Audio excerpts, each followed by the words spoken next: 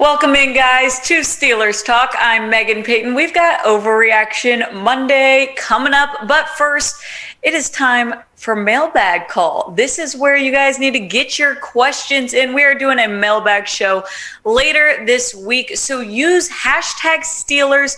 Get your questions in the comments right now.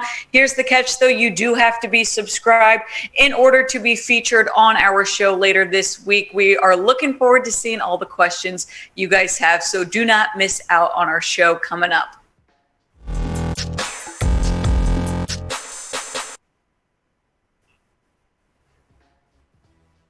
A lot of overreactions to talk about, maybe proper reactions coming up in this video, but we do want to shout out our presenting sponsor, BetQL. They make these videos happen. We're going to tell you more about them later on in this video, but go to chatsports.com/SteelersQL. You've got to use the promo code ChatSteelers. You're going to get 25% off all of their subscription offerings. But let's get into it. This is Overreaction Monday. First up, we've got TJ Watt for Defensive Player of the Year. And you know what, guys?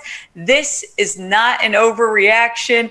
TJ Watt is playing great. And I mean, obviously, we saw what he did last night. 7 tackles, 2 sacks, 3 tackles for loss, 3 pass deflections, and of course, the game-winning forced fumble in overtime. So there is not a question in my mind that TJ Watt could absolutely win Defensive Player of the Year. And yes, is it early? Sure. It might be a little bit early, but I am going to say it is a high possibility. Now, maybe I'm overreacting, but what do you guys think? Will TJ Watt win Defensive Player of the Year this year? Type Y for yes or type N for no. And if you get the ad break here, make sure to get your votes in. This is our pinned comment for today's show.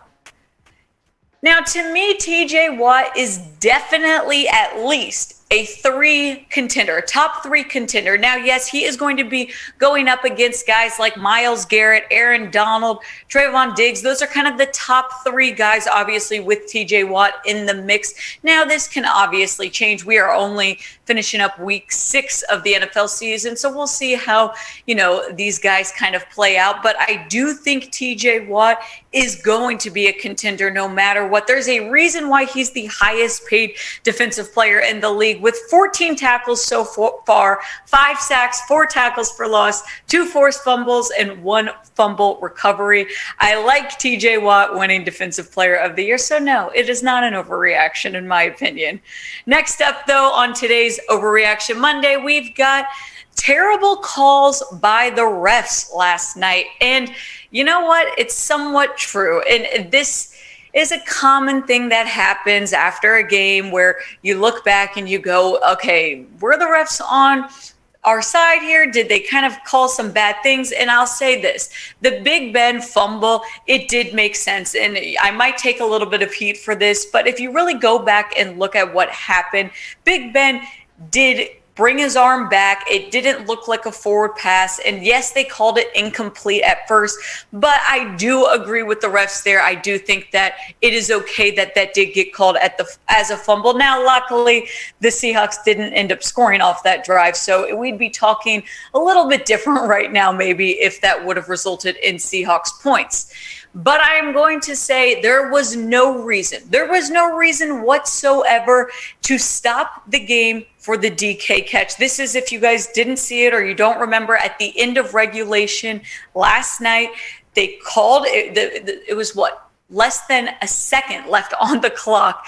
The Seahawks did get the time down at a second, but the refs had called it because they wanted to review if DK caught the ball. Now, it was a clear catch, fumble, recovery by Freddie Swain. They spiked it with 1 second left, but because the refs did stop the clock, it gave them 3 seconds, allowing them to have a chance to spike the ball before they set up for a field goal, giving them a lot more time and just taking off that pressure. Now, Mike Tomlin was not happy about it. He actually, I will not be surprised if he gets fined for what he said in his press conference yesterday. He said, I hated it. I just hated it. I could not believe that game was stopped to confirm a catch/no catch in that moment. That's all I'll say. It was an embarrassment.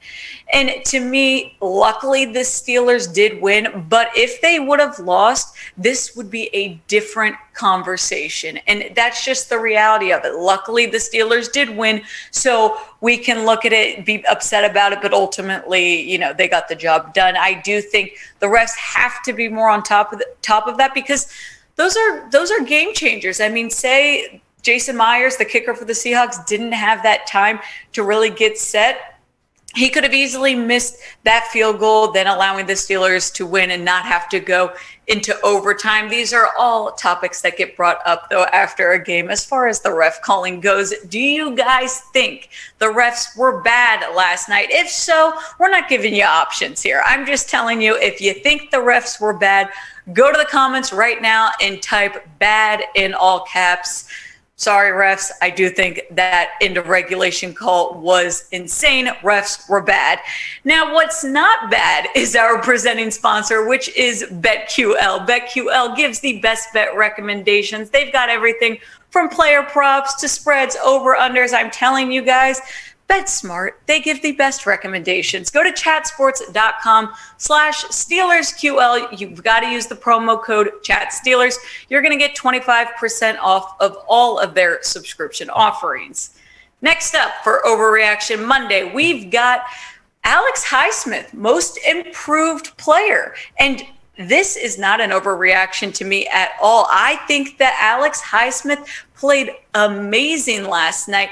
It is not an overreaction. I really like what we are seeing out of him. He got his first sack of the season, actually 1.5 sacks, 7 tackles, 4 quarterback hits, and 2 tackles for loss. And to me, Highsmith is only going to get better. He is only going to develop more. There is more to come from Alex Highsmith, and he is a young guy. He's only 24 years old. He is still developing. You know, he came out of the draft last year, 2020. He was a 3rd round pick, and I think that we are only going to see more of him. And sometimes when you do have a guy like TJ Watt on your defense, guys like this can get overshadowed, but it is not to discredit what he is doing. I am excited by what we are seeing from Alex Highsmith. Not an overreaction at all. Most improved player of the game definitely goes to him.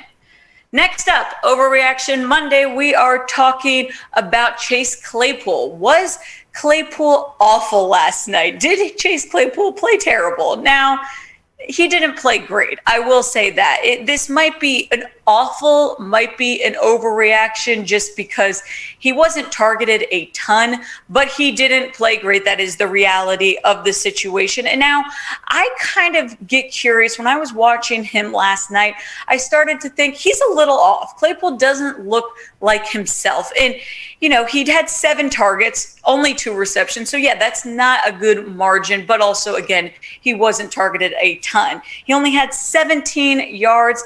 But I'm starting to think that his hamstring may have been playing a part in that last night. You saw him. He went out into the locker room a little bit early on in the game. Now, he came back, obviously. We saw him on that bike on the sideline. Then he went out and played. So Chase Claypool has been dealing with that hamstring. Was it flaring up last night? Maybe. And now that could easily be a reason why we did not see, you know, our usual better performance from Chase Claypool. So far, though, in 2021, we have to give him some credit. He has had 35 targets and he had 20 receptions from it, 341 yards and 1 touchdown.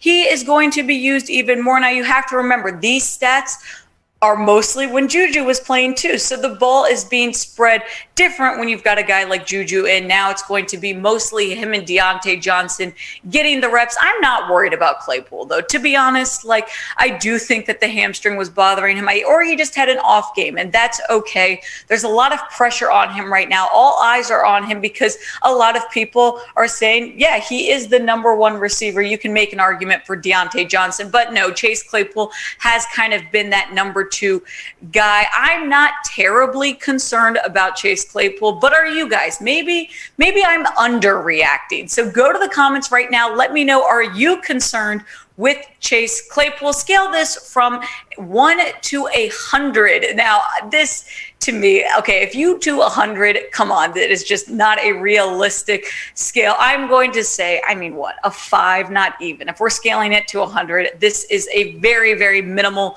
concern for me. Now, if you guys are going to be betting at all, I've told you about BetQL and how they give the best bet recommendations. Well, even better, they are partnering up with BetMGM as a sports book. So if you go to chatsports.com/SteelersMGM, this is an insane deal. All you've got to do is create an account, deposit $10 into your account, bet on that. 24 hours later, you are going to get a free year of BetQL. That literally means if you put up $10 on betting money, you're going to now get a year free of all of the best bet recommendations. It is so worth it, guys. Go check out chatsports.com/SteelersMGM. Last overreaction we have for you guys on this Monday is that the Steelers cannot tackle.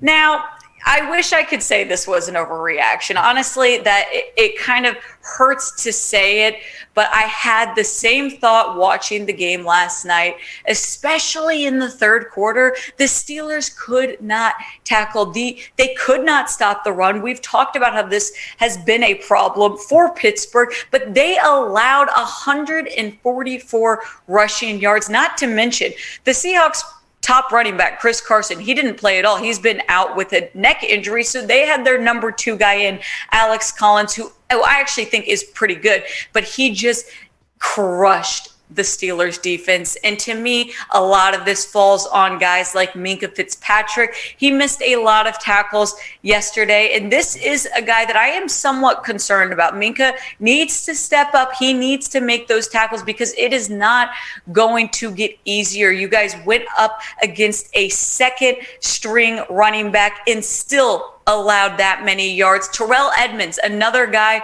that I think struggled yesterday. Now, these are just areas that you've got to look out for because the offense, we know what it is with the Steelers. We know that it's going to be, I'm not going to say average, but it's not going to be a Aaron Rodgers, Russell Wilson kind of offense. The defense is where the Steelers shine. And now we've got to see this happen. And it can't just be from guys like TJ Watt and Cameron Hayward. We've got to see guys like Terrell Edmunds and Minkah Fitzpatrick step up. So this is somewhat concerning to me. But I will ask you guys, with what's happening right now on the Steelers defense, do you think they can lead them to a Super Bowl this year? We are talking about the defense specifically. Can the Steelers D lead them to a Super Bowl? Type S for Super Bowl or type 0 for no chance.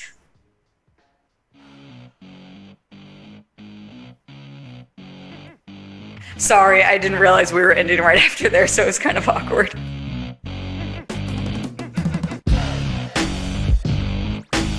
Okay, cool. Perfect. Yeah, I feel